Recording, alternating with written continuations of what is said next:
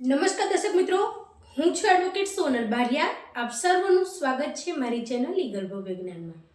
દર્શક મિત્રો, એક મિત્રનો પ્રશ્ન છે કે અમારી ખેતીની જમીન છે તે અમે વેચી કાઢી છે, તો શું અમે હવે ખેડૂત ગણાઈએ કે ન ગણાઈએ? તો ચલો દર્શક મિત્રો, આ પ્રશ્નનો જવાબ હું તમને વિડીયોના માધ્યમથી આપું. તો દર્શક મિત્રો, જ્યારે કોઈ પણ વ્યક્તિ ખેડૂત હોય તે ખેડૂત છે તેવું ક્યારે ગણાય કે જ્યારે તે વ્યક્તિ પાસે એક ખેતીની જમીન, ધારો કે 1 વીઘું કે 2 વીઘા માત્ર જે ખેતર છે એ પણ હોય તો પણ એ વ્યક્તિ ખેડૂત છે એવું ગણાય. બીજો પુરાવો શું છે કે જે તમારી ખેતીની જમીન છે એ ખેતીની જમીનની અંદર જે એની 7 પારની જે નકલ છે, 8 આનો ઉતારો છે, એની અંદર તમારું નામ બોલતું હોવું જોઈએ, તો તમે ખેડૂત ખાતેદાર તરીકે તમે સક્ષમ ગણાવો.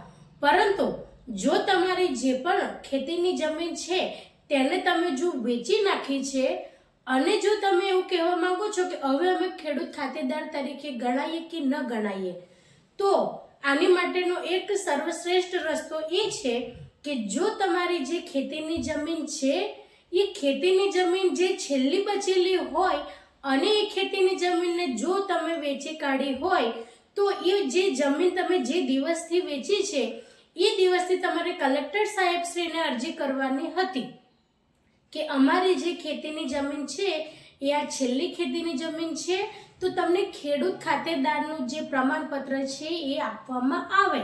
તમારી પાસે જે ખેતીની જમીન છે તેના જે પુરાવા છે તેના આધારે તો કલેક્ટર સાહેબશ્રી દ્વારા તમને જે પણ ખેડૂત તરીકેનું જે પ્રમાણપત્ર આપવામાં આવે એ પ્રમાણપત્રના આધારે તમારી જે છેલ્લી બચેલી ખેતીની જમીન છે મિત્રો, એ જો તમે વેચી દો છો અને તમારી પાસે અત્યારે હયાતની અંદર કોઈ પણ ખેતીની જમીન નથી, પરંતુ તમારી પાસે કલેક્ટર સાહેબશ્રી દ્વારા આપેલું જે પ્રમાણપત્ર છે કે તમે ખેડૂત ખાતેદાર છો, તો એના આધારે દર્શક મિત્રો તમે બીજી ખેતીની જમીન ખરીદી શકો છો. એટલે મુખ્ય હેતુ કહેવાનો અર્થ એ છે કે જ્યાર સુધી તમારી પાસે ખેતીની જમીન છે ત્યાર સુધીને જ તમે ખેડૂત ગણાવ છો. પરંતુ જો તમારી ખેતીની જમીનને તમે વેચી દો છો તો વેચતા પહેલા તમારી પાસે ખેડૂત ખરાઈ પ્રમાણપત્ર હોવું જોઈએ. એટલે એ પ્રમાણપત્ર તમને જે દિવસથી આપવામાં આવે તે દિવસથી લઈને તમારે 2 વર્ષની અંદર ખેતીની જમીન ખરીદી લેવી પડે. એટલે તમે ફરી પાછા જે ખેડૂત ખાતેદાર તરીકે હતા એ જ રીતના તમારી પાસે ખેતીની જમીન છે અને તમે ખેડૂત ખાતેદાર તરીકે ફરી પાછા કન્ટિન્યુમાં થઈ જશો. પરંતુ દર્શક મિત્રો, જો તમારી પાસે એવી કોઈ સગવડ ન હોય કે તમે 2 વર્ષની અંદર ખરીદી શકો તેવું, તો તમે એ જે તમને પ્રમાણપત્ર આપવામાં આવ્યું છે તેને લઈને તમે ફરીથી પણ અરજી કરી શકો અને કલેક્ટર સાહેબશ્રી પાસે થોડો સમય માંગી શકો કે મારાથી 2 વર્ષના સમયગાળાની અંદર ખેતીની જમીન ખરીદાઈ નથી, તો મને હજી થોડોક વધારાનો સમય આપો, જેથી કરીને મારી પાસે જે ખેડૂત ખરાઈનું પ્રમાણપત્ર છે એનું વેલ્યુ રહે. અને તે પ્રમાણે તમે ફરી થોડો સમય જો કલેક્ટર સાહેબશ્રી દ્વારા તમને આપવામાં આવે તો તમે થોડો વધારે સમય લઈને પણ એ તમારી જે ખેતીની જમીન છે એને તમે ખરીદી શકો. એટલે તમે ફરી પાછા ખેડૂત ખાતેદાર તરીકે ગણાવ.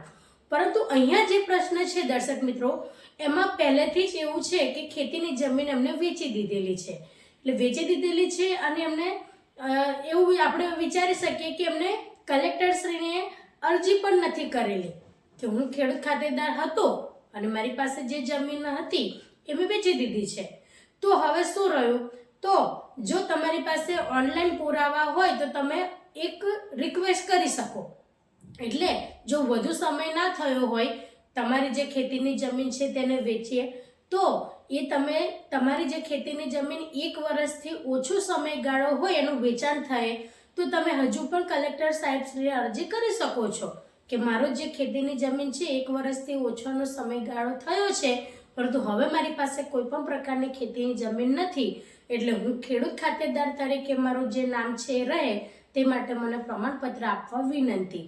એટલે જો કલેક્ટર સાહેબશ્રી તમને જે તે જમીન છે એના રેકોર્ડ્સ જોઈને અને પુરાવાના આધારે તમને જે તમારું જે ખેડૂત ખાતેદાર તરીકેનું જે સર્ટી છે એ આપે તો તમે પછી ફરી પાછા કન્ટિન્યુમાં ખેતીની જમીન ખરીદીને ખેડૂત ખાતેદાર બની શકો, પરંતુ લાંબા સમયથી જો તમારી પાસે ખેતીની જમીન ન હોય અને તમે બહુ જ પહેલાં જો વેચી દીધેલી હોય તો અત્યારે તમારી પાસે કોઈ પુરાવો ન હોય કે મારી પાસે ખેતીની જમીન હતી, તો આવા સંજોગો દરમિયાન તમે ફરીથી ખેડૂત ખાતેદાર બની શકો નહીં. તો દર્શક મિત્રો, આ હતો પ્રશ્ન કે તમારી પાસે ખેતીની જમીન છે અને જો તમે છેલ્લે વેચવા માંગો છો તો વેચતા પહેલા તમારો ખેડૂત ખરાઈનું પ્રમાણપત્ર મેળવી લેવું એ આવશ્યક હોય છે, જેથી કરીને તમને આવી મુશ્કેલી ભવિષ્યમાં ન ઉદ્ભવે. તો દર્શક મિત્રો, આ જ રીતના હું ખેડૂતલક્ષી માર્ગદર્શન મારા વિડીયોના માધ્યમથી તમારી સમક્ષ રજૂ કરતી રહું છું. તો જો તમને મારો વિડીયો સારો લાગ્યો હોય તો તેને લાઈક કરજો, શેર કરજો અને ચેનલને સબસ્ક્રાઈબ કરજો. જય હિન્દ, જય ભારત.